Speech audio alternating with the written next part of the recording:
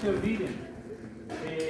En esto sí quería hacerles recuerdo nada más porque se confunden. Entonces, cuando la pregunta vaya dirigido a cómo se clasifican las neuronas según su forma, ojo con eso, según su forma, esta será unipolar o pseudo, multi, bipolar y piramidales. Pero si la pregunta va en relación a la función, por más de que le pongas este dibujo y le pongas unipolar, la respuesta está equivocada. Porque desde el punto de vista de su función tienen que ponerse sensorial. ¿Está bien? En este caso tienen que poner motoneurona porque es motora, interneurona porque está entre neuronas y de esta no tiene. ¿Está bien? Solo para aclarar, ¿no? Entonces, esta neurona que tiene, digamos, la función sensorial, también la habíamos ubicado con otro elemento importante, la vía de conducción del impulso nervioso, era la vía aferente.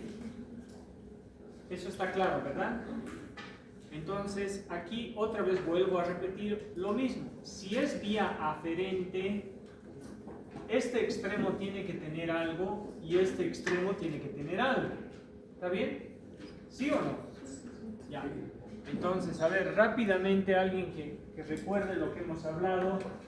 Este extremo está aquí en la punta de la nariz. ¿Qué tiene que tener? Receptores.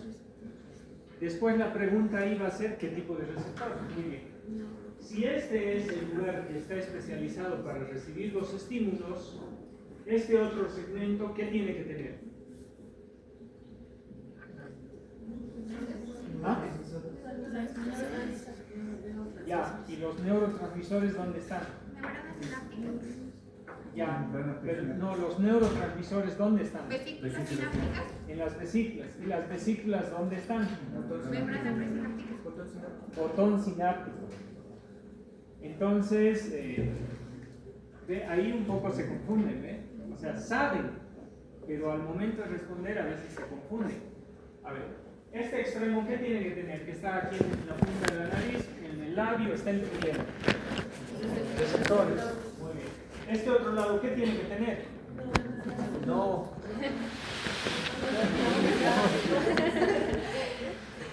Botones sinápticos. ¿Por qué botón sináptico? Porque cuando yo hablo de botón sináptico está implícito, o sea, está dentro de sí la vesícula sináptica y dentro de la vesícula, por ende, por lógica, estaría el neurotransmisor. Y después sí recién hablamos de los elementos que conforman una sinapsis, que esa ya es otra pregunta. ¿Sí? Si hablamos de elementos que forman una sinapsis, y ahí entra la membrana, el espacio, la otra membrana y el neurotransmisor. Pero eso es otra cosa. ¿Está bien? Ya, muy bien. Entonces, vuelvo a decir, no se olviden, estas tienen receptores aquí y vesículas, perdón, contagioso. Vesículas sinápticas, ¿ya? Para hacer sinapsis. Un extremo y el otro. Punto. Pregunta, si esto está aquí en la punta de la nariz, en el labio o en el diente, este otro extremo, ¿dónde está? Ya lo hemos dicho también. El botón sináptico, ¿dónde está? Siempre empezamos de lo grande. ¿Dónde estaría? En sistema nervioso central. ¿Sí o no? En el caso, digamos, del nervio trigémino, del facial, de cualquier par craneal, todos esos estarán en la protuberancia. ¿Sí o no? Entonces, ahí está. Eso es lo que yo debo pensar. ¿Está bien? Eso está claro. Si yo hago el ejemplo, vamos a eliminarle esta, pero si yo pienso en esta neurona, ¿sí?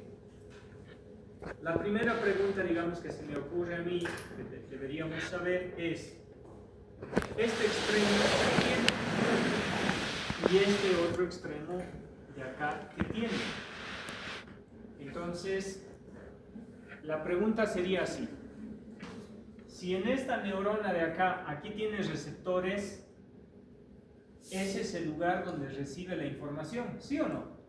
O sea, ahí es donde se tiene que generar la información para que se conduzca y aquí se transmita.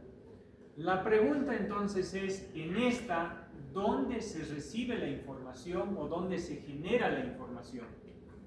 ¿En esta parte o en esta parte? ¿Arriba? ¿Aquí? ¿Esto qué es? El soma. Dicho de otra forma, el cuerpo de la neurona. ¿Y estas qué son? Dendritas. Listo. Entonces, la pregunta sería, si aquí se genera la información, ¿sí? Y de pronto por ahí hay una sinapsis, ¿está bien?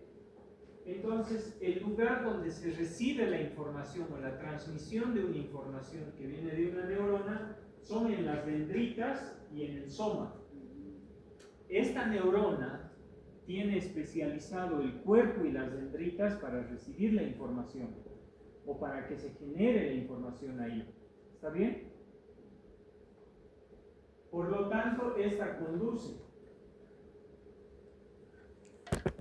Y esta terminación, ¿qué debería tener?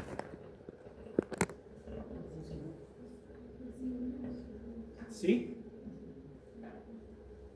¿Qué debería tener? Vesículas sinápticas. ¿Ya? Entonces, si tiene vesículas sinápticas, ya sabemos que dentro, o mejor dicho, si tiene botones sinápticos, ya sabemos que adentro tiene vesículas sinápticas y tiene neurotransmisor. ¿Sí? Ya. Pregunta. Este soma y las dendritas, ¿dónde se encuentran? En el sistema nervioso central. ¿Y este lugar que va a hacer sinapsis, dónde se encuentra? En el órgano efector. En el órgano efector. Por ejemplo, yo tengo acá el bíceps, ¿sí o no? Que lo puedo contraer. Entonces, esa terminación neurona, de esa motoneurona, mejor dicho, tiene sus botones sinápticos a este nivel y va a hacer sinapsis con el músculo. A esa sinapsis se la llama sinapsis en placa motora. Entonces, por un estímulo va a liberar, ahora sí, un neurotransmisor que muchos lo han dicho acá, es la acetilcolina. Y la acetilcolina va a generar o va a pasar la información al músculo y le va a hacer que se contraiga, ¿sí o no? ¿Está bien? ¿Sí se entiende? Ya. Entonces, fíjense eso. Estas dos neuronas, digamos, que son las que más deberíamos conocerlas, es, este lugar recibe la información, conduce la información, aquí tenemos botones sinápticos, vesículas sinápticas, neurotransmisor, y este te sirve ¿para qué? Para llevar la información hacia el sistema nervioso central. ¿Sí o no? Por eso es vía aferente. En cambio, esta otra tiene que salir la información. Por lo tanto, aquí recibe la sinapsis. Digamos que esta le haga sinapsis acá, y las dendritas y el soma son los que van a recibir la información. El axón va a ser el que le conduce, y acá tiene que tener vesículas botones sinápticos y que le hagan sinapsis, por ejemplo, con el órgano efector. Por ejemplo, el músculo. Por ejemplo, la glándula salival. ¿Sí o no? Por ejemplo, el páncreas. Si al páncreas hay inervación que le va a decir que secrete algo, entonces tiene que haber botones sinápticos con el páncreas, por ejemplo. Porque el páncreas recibe un estímulo hormonal más que todo. Pero hagamos de cuenta así, glándula. Ahora puede ir también a cualquier otro lugar. ¿Está bien? Perfecto. Y esta de acá es interneurona, quiere decir que hace sinapsis con esta y con esta. Entonces sí o sí tiene que tener botones sinápticos en ambos casos. Bien. Por lo tanto, entonces, volvemos a repetir las funciones de las neuronas por la vía aferente. Recibir la información, digamos, en este caso es el ejemplo vía aferente, conducir la información, transmitir la información, y después de esos tres elementos, yo les decía, esta parte va a ser importante porque, y alguien me preguntó, de hecho en un momento dado, el ser humano se preguntó y dijo, esa es la vía de entrada, y hay algo que a mí me preocupa. Por ejemplo, a mí me preocupa el dolor. Entonces la pregunta va a ser, ¿cómo yo puedo bloquear el dolor en la vía de entrada? Una. ¿Cómo yo puedo, digamos, de pronto influir en el mecanismo fisiológico para interferir esto? Voy a interferir en la recepción de la información, voy a interferir en la conducción de la información, o voy a interferir en la transmisión de la información. Un ejemplo. Si yo quiero influir en la recepción de la información, sobre lo que vamos a trabajar más es sobre el dolor. ¿Sí o no? Ya. Si ustedes tienen una inflamación en cualquier parte del cuerpo, que puede ser un diente, que puede ser en la mano, y la inflamación en muchos lugares es muy similar, básicamente igual, con ciertas características, por ejemplo en el diente la cavidad cerrada, que es la cámara pulpar, que es mucho más dolorosa por eso. Entonces, ¿qué creen ustedes? ¿Con qué yo podría o ustedes podrían interferir con la recepción del dolor? Los analgésicos. ¿Sí o no? ¿Por qué? Porque al disminuir el problema, digamos, a nivel periférico, entonces yo puedo bloquear algo acá. Si no se recibe la información o se baja la recepción de la información, entonces no va a llegar al sistema nervioso central, ¿sí o no? ¿Verdad? Entonces, los analgésicos están aprendiendo en farmacología, ¿verdad? Los AINES, que son analgésicos antiinflamatorios del tipo no esteroideos, para la próxima, a ver si la averiguan, va a valer puntos, ¿tienen acción solamente a nivel periférico o a nivel central también? ¿Quién sabe? Si no lo saben, lo averiguan. ¿Está bien? ¿Vuelvo a preguntar? Por ejemplo, ustedes toman un ibuprofeno, un analgésico antiinflamatorio no esteroideo. ¿Está bien? ¿Ese ibuprofeno tiene acción solamente a nivel periférico, solamente a nivel central o tiene ambas? ¿Ah? ¿Qué creen ustedes? El ibuprofeno se pega a unas proteínas y viaja al lugar, porque dicen, ¿han escuchado hablar de eso? ¿Cómo el ibuprofeno sabe dónde te está doliendo? ¿No escucharon eso? ¿Sí? ¿Cómo sabe el ibuprofeno dónde tiene que ir para hacer algo? No, pero no sabes, no va a todo lado. ¿Cómo? No va a un lugar. Todo tu cuerpo. Entonces vas a averiguar porque sí va a un lugar en especial. Porque se une a unas proteínas para ir a ese lugar en específico. Porque si no, ¿cómo sabe que te está doliendo la cabeza y te calma el dolor? ¿O cómo sabe que te está doliendo el incisivo central? ¿Cómo sabe? Busquen en IA y van a encontrar. Ahora que todo es IA, ¿sí o no? ¿Ya? Va a valer puntaje, ¿está bien? Ya, entonces les dejo esa pregunta. ¿Está bien? ¿Cómo sabe el analgésico? ¿Por qué les hago esa pregunta? Es porque ustedes van a recetar como pastillas. ¿Qué van a recetar? Viene un paciente con dolor, le vas a poner en el WhatsApp, tómense Ketorol. ¿Sí o no? ¿O cuántos de ustedes les ha pasado eso? ¿Qué se toman cuando les duele algo? A ver, levanten la mano. ¿Qué tomas tú? ¿Aspirina? Ya, lo más básico, digamos, aspirina. ¿Cuál? Typirex. Typirex. Eso es para el Jackie. ¿Ah? ¿Qué tomas tú?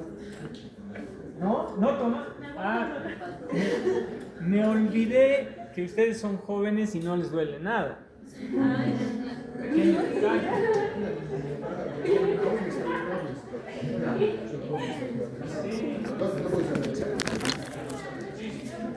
Entonces, a ver chicos, cuando ustedes toman, por ejemplo, un analgésico antiinflamatorio, ¿va a actuar en alguna de estas partes o va a actuar en ambas? Puede actuar a este nivel y puede actuar a nivel central. ¿Sí? La próxima charlamos. Averigua. ¿Está bien? Ya. Vamos a ir a nivel periférico. ¿Está bien? Por ejemplo, ustedes van a recetar y le van a decir al paciente que se tome, digamos, lo más básico es paracetamol, ibuprofeno, y después si el dolor es un poquito más fuerte, le van a dar ketorol, o le van a dar de pronto un naproxeno, o van a empezar a subir a otras familias de analgésicos. ¿Está bien? ¿Sí? El meloxicam es más antiinflamatorio. Sí.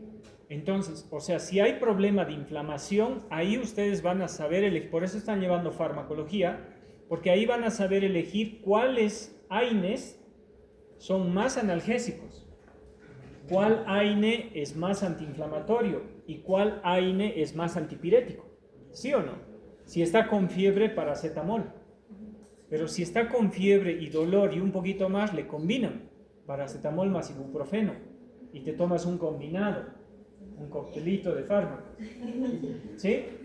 Si el dolor es más fuerte, pueden tomar tramadol, pero el tramadol ya no es un AINE, es un opiáceo. ¿No están llevando en fármaco todavía? ¿Opioides no están llevando? Ya. Averigüen. Bien. A ver, entonces, para entender esta parte, digamos, de por qué es importante un poco lo que estamos hablando, entonces es de que cuando tú elijas bloquear algo, digamos, lo más básico va a ser con una receta. Y ese ibuprofeno, por ejemplo, que es el que más conocemos, entonces acá donde está produciéndose el dolor o donde está produciéndose la inflamación, va a ir a inhibir a la ciclooxigenasa 1 y 2, ¿sí o no? A las COX. Al inhibir a las COX, va a inhibir a la prostaglandina. Al inhibir a la prostaglandina, está inhibiendo este inductor químico de la inflamación. Pero la prostaglandina trabaja con otros mediadores químicos. Por ejemplo, uno de los más importantes mediadores químicos del dolor es la bradicinina también. Entonces van a bloquear a la bradicinina.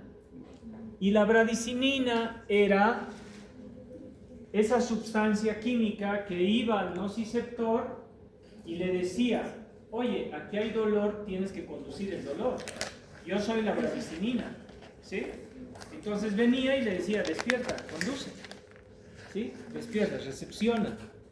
Y venía aquí y la bradicinina va a todos los botones, esos botones terminales, y empieza a despertarlos para que puedan recibir el estímulo y conducir el estímulo, porque hay un problema en ese sector. Entonces, por ejemplo, a nivel periférico pueden inhibir no solamente a las prostaglandinas, que son mediadores químicos especiales de la inflamación, sino también a otros componentes como la bradicinina, que es el estimulante analgésico. Entonces, ustedes ya saben qué o dónde están actuando, ¿sí? Entonces están actuando uno a nivel periférico. El que van a averiguar es a nivel central cómo actúan, porque algunos tienen doble acción. Segundo, el paciente ya está en tu consultorio y tú tienes que atenderlo, pero no puedes trabajar con el dolor, ¿sí o no? Porque quieres trabajar tranquilo y tu terapéutica va a durar 20 minutos de trabajo. ¿Está bien? ¿Cómo vas a bloquear el dolor? Utilizas otro fármaco. ¿Cuál es? El anestésico local. Y tú decides dónde anestesiar. Tienes todo este segmento para anestesiar. Entonces deberíamos conocer por anatomía el trayecto. Entonces tú dices, yo voy a bloquear aquí, y pones tu anestesia y vas a bloquear. Tú dices, no, voy a trabajar sobre todo este sector que es más grande y bloqueas a este nivel. Y puedes bloquear en distintos sectores. Pero con el anestésico local es más fácil. ¿Por qué? Porque donde le has puesto el anestésico, ahí es donde va a bloquear. ¿Sí o no? Si tú le bloqueas, por ejemplo, a este nivel, entonces solamente esta es tu área de trabajo. Pero si tú le bloqueas a nivel de la salida, por ejemplo, entonces de pronto vas a tener un área mucho más grande de trabajo. ¿Sí o no? Y de ahí se van a dividir las anestesias en infiltrativas o tronculares, por ejemplo. Porque las infiltrativas irán a infiltrar solamente en un segmento del trabajo donde tú quieres trabajar. Por ejemplo, la mano. Si yo quiero trabajar solo en la mano, podría anestesiar solo la mano. Pero si yo quiero bloquear todo el brazo, tengo que bloquear a otro nivel. Y si yo quiero trabajar como en las cesáreas de las mujeres, especialmente cuando en el parto, que también en el natural hay mucho dolor, ¿dónde les bloquean? La peridural, justo en el sistema nervioso central. ¿Sí o no? Son valientes ahí, porque ahí les tienen que bloquear y luego están hemipléjicas, ¿no? Porque está de acá para abajo no sienten nada. Entonces la anestesia local es mucho más sencillo. ¿Por qué? Porque tú eliges el lugar donde vas a bloquearlo. Es reversible, tiene un periodo de latencia y tiene un periodo de acción. Entonces, pero tú eliges dónde bloquear. Lo único que tienes que saber para anestesia local es tienes que saber dónde vas a hacer la anestesia. Y luego vamos a ver aquí qué es lo que bloquea, porque va a interferir con la conducción. Entonces la pregunta, volvemos al principio, era, por ejemplo, un fármaco puede bloquear a nivel periférico, donde están los receptores, donde se está recibiendo la información. ¿Sí? El anestésico local puede bloquear la conducción. Entonces no es lo mismo. Unos bloquean la recepción o a nivel central y otros bloquean la conducción. ¿Se podrá bloquear la transmisión?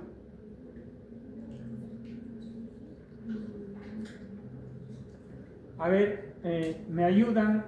Estábamos con lo que su compañera decía. ¿Tiene su mano? Yo soy una neurona y ella es otra, ¿sí o no? ¿Ya? La transmisión se va a dar ahí, ¿sí o no? Entonces, los investigadores han dicho, yo puedo bloquear a nivel periférico, puedo bloquear la conducción, pero ahora para otra cosa quiero bloquear la transmisión. Y para bloquear la transmisión, ¿qué tienes que saber? ¿Cómo funciona la transmisión? ¿Sí o no? Yo soy el que recibe y ahora soy el que va a transmitir. ¿Qué tenía? Botones sinápticos.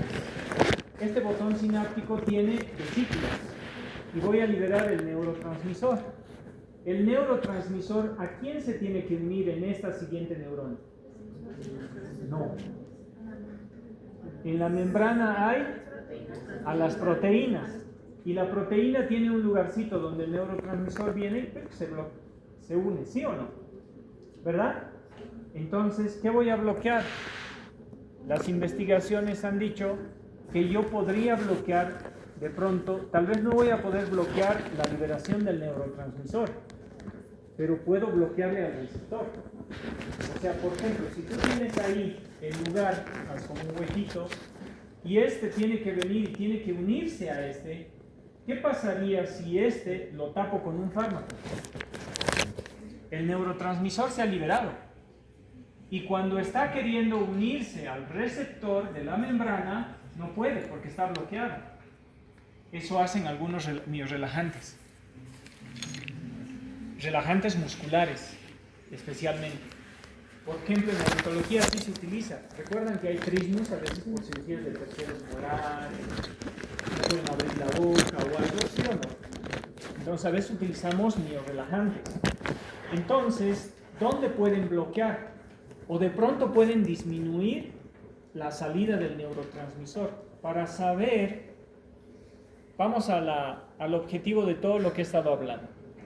En resumen, para saber dónde yo voy a intervenir en el proceso fisiológico de la recepción, la conducción, la transmisión o la modulación y generación de respuesta, entonces yo debo conocer los procesos fisiológicos y yo digo, bueno, oye, creo que podemos utilizar un fármaco, tiene esta capacidad y puede hacer esto, y bloquea, ¿se entiende? Lo va a bloquear. Entonces hay formas en las cuales nosotros vamos a interferir en este proceso de conducción del impulso nervioso, ya sea en la vía aferente o en la vía eferente. ¿Está bien? Esa era la razón por la que quería que ustedes vuelvan a entender lo que son las neuronas, porque nosotros vamos a influir con eso, ¿no? Ahora, una vez que la información llega al sistema nervioso central, evidentemente hay otro montón de cosas que van a ocurrir ahí.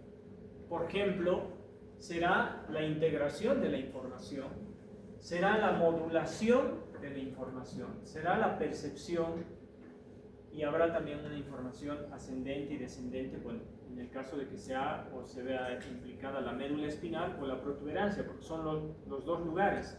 No se olviden que la médula espinal es como un ascensor y la protuberancia también recibe el nombre de puente, porque precisamente es un puente por donde llega la información y tiene que pasar al siguiente nivel, por eso se le llama puente de Baroli, ¿no?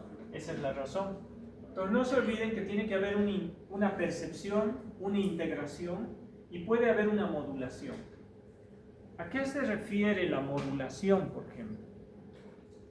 ¿Ustedes creen que toda la información a veces que llega al sistema nervioso central tiene que generar respuesta? No. Y eso es la palabra modulación o la neuromodulación. Quiere decir de que la información que llega al sistema nervioso central, si es necesaria dar una respuesta, lo va a hacer. Pero si es necesario, por ejemplo, mitigar el dolor, también lo va a hacer. Por ejemplo, hay algunas sustancias analgésicas que el propio sistema nervioso libera, porque si el dolor es demasiado fuerte, pierdes la conciencia. Entonces la modulación te ayuda a contrarrestar eso, pero no es tan eficiente, podríamos decirlo así, para calmar el dolor, sino solamente precisamente para modularlo. O sea, otro neurotransmisor se libera y trata de inhibir eso, porque sabe que es dañino para tu cuerpo. A eso se le conoce como la modulación del dolor. ¿Está bien? Entonces tiene que modularse. Si la intensidad es demasiado fuerte, entonces trata de controlarlo para que no te haga tanto daño, podríamos decirlo así. ¿Está bien? Entonces, algo así. ¿Bien?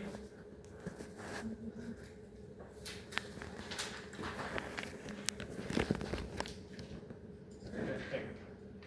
Entonces, en ese orden vamos a ir viendo quiénes serán. Vamos a ver en estas clases de hoy y el próximo lunes, vamos a ver un poco de lo que es la recepción a través de estos receptores, qué tipo de receptores hay. Vamos a ver la conducción y la transmisión, o sea, vamos a ver esas tres cosas. Empezamos por la recepción de la información. Para eso nuestro organismo está dotado de todos estos receptores, fíjense, mecanorreceptores, termorreceptores, nociceptores, receptores electromagnéticos, hay quimiorreceptores. Pero también hay otra clasificación, son los exteroceptores y los interoceptores. Por ejemplo, son los mismos, solamente que hay una pequeña diferencia. Los exteroceptores serán aquellos que están destinados a recibir información del medio externo. Y los interoceptores, todo lo que ocurre en el medio interno. Por eso te duele el estómago, ¿verdad? ¿Sí o no? O la cabeza o algo, entonces llevan la información. Entonces, a esos que van a órganos, por ejemplo, se los llama vísceros-receptores. Muy fácil, seguramente ya lo han escuchado. Ahora veamos, los mecanorreceptores, fíjense lo que dice, mide la presión, o dicho de otra forma, la compresión. Pero también miden el estiramiento, en el caso de músculos, por ejemplo, de órganos, miden el estiramiento mecánico del receptor o de los tejidos contigus. y nuestro cuerpo está destinado a todo tipo de mecanorreceptores. Si quisiera dar un ejemplo en cavidad bucal, a nivel de la encía, ¿qué creen que tiene la encía como un mecanorreceptor? Son como unos pequeños discos que están en la lámina basal. Los discos de Merkel. Esos son terminaciones nerviosas que están entre la membrana basal y la primera capa del epitelio, y esos son receptores especializados que van a recibir la presión. ¿Sí? Los corpúsculos de Merkel, un ejemplo. Otra cosa, también les decía, en el ligamento periodontal podemos sentir un grano de arroz. Perdón, el arroz es grande. Un grano de azúcar. ¿Pueden sentir un grano de azúcar? Entre los dientes. ¿Usted no? Tiene que hacerse revisar. Porque no está bien entonces su propiocepción. Los que somos normales, sí. Yo coloco un grano de azúcar, mejor dicho, entre los dientes y lo siento. Y si no, hagan la prueba. Entonces, ¿cómo lo sienten? Porque el esmalte no tiene inervación. ¿Sí o no? ¿Cómo lo sientes entonces? El odontoblasto, con esas pequeñas fibras que la siguen, ¿tiene? ¿La dentina tiene? Tampoco. Entonces, ¿cómo puedes sentir el grano de azúcar? De hecho, cuando la tritura suena. ¿Sí o no? ¿Cómo puedes sentir? Son propioceptores que están en el ligamento periodontal y que hasta el esmalte de arriba generan ese tipo de percepción. ¿Está bien? Entonces, no se olviden que tenemos mecanorreceptores y que también a los que quieran puntos extras pueden averiguar si es lo mismo un mecanorreceptor que un propioceptor. O dicho de otra forma, ¿un propioceptor será un mecanorreceptor? ¿Sí? Porque el ligamento periodontal tiene propiocepción. Entonces, los conceptos vamos a ir aclarando. Luego tenemos termorreceptores. Cambios de la temperatura. ¿Quién me dice dos? El termorreceptor sería el corpúsculo de Krauss y el de Ruffini. El de Ruffini. Calor y frío. ¿No ve? ¿Cuál? De Krauss es del frío y de Ruffini del calor. Ya. Entonces, los receptores del calor son esos. Ahora, el plexo de Ragshaw, que está en la pulpa dental, así se llama, ¿verdad? ¿Recuerdan o no? En la pulpa dental entra el nervio y forma un plexo ahí dentro, así. Un entramado. Se llama plexo de Ragshaw, ¿o no? ¿Recuerdan? Ya.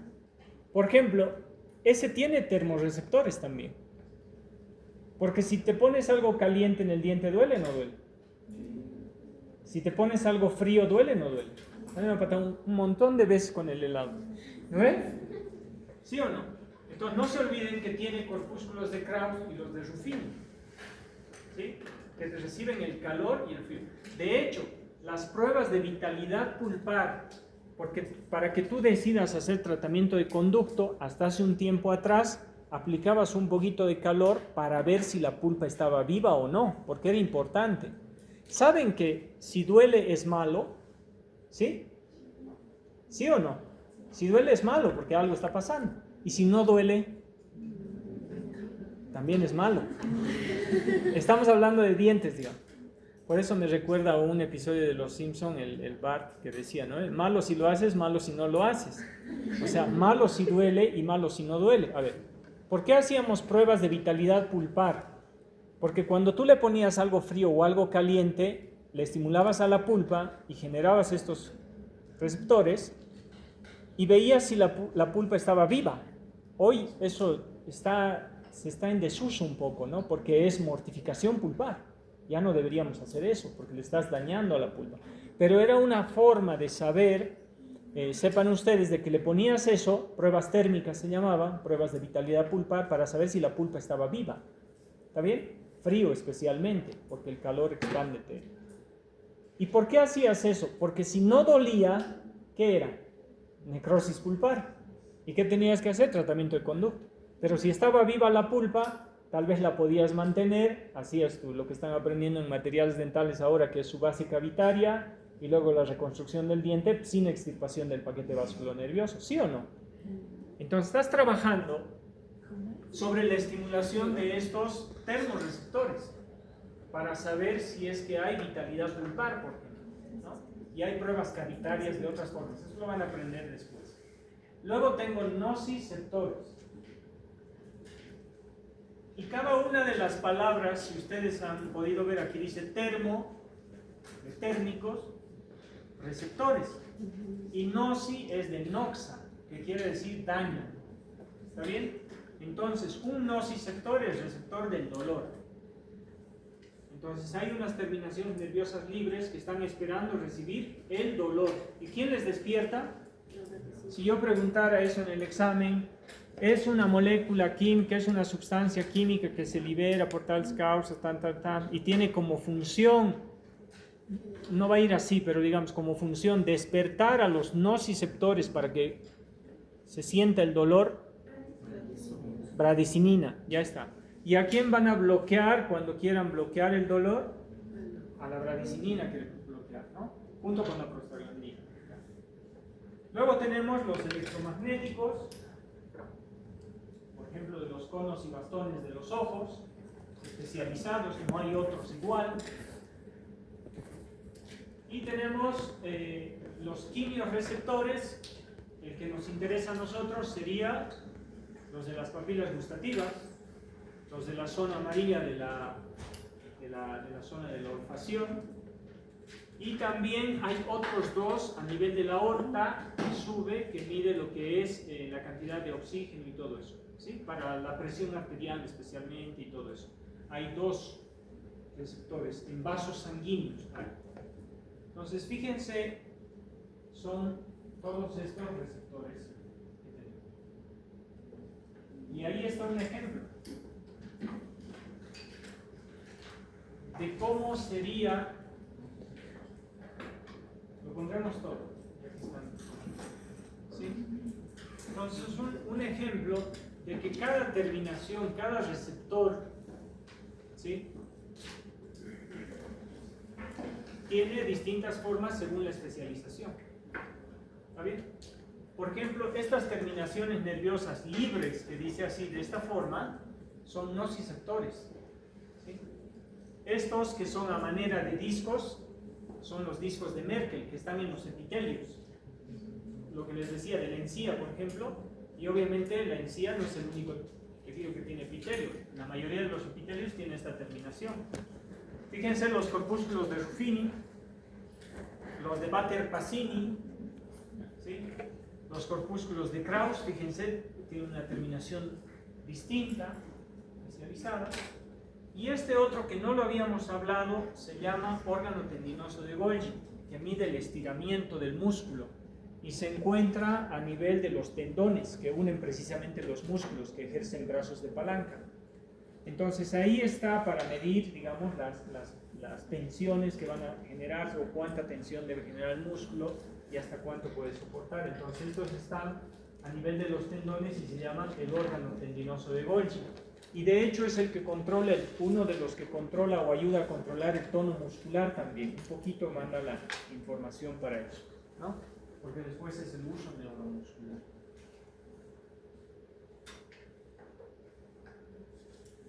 Entonces,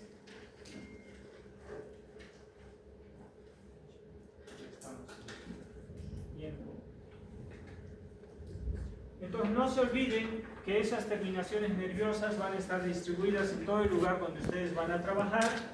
Y como dice acá, el plexo de Raggio tiene nociceptores, tiene propioceptores, tiene mecanorreceptores, ¿sí? Y dentro de las terminaciones especialmente nerviosas que van a tener son, dentro de la clasificación, que vamos a ver igual más adelante, son terminaciones de tipo A delta.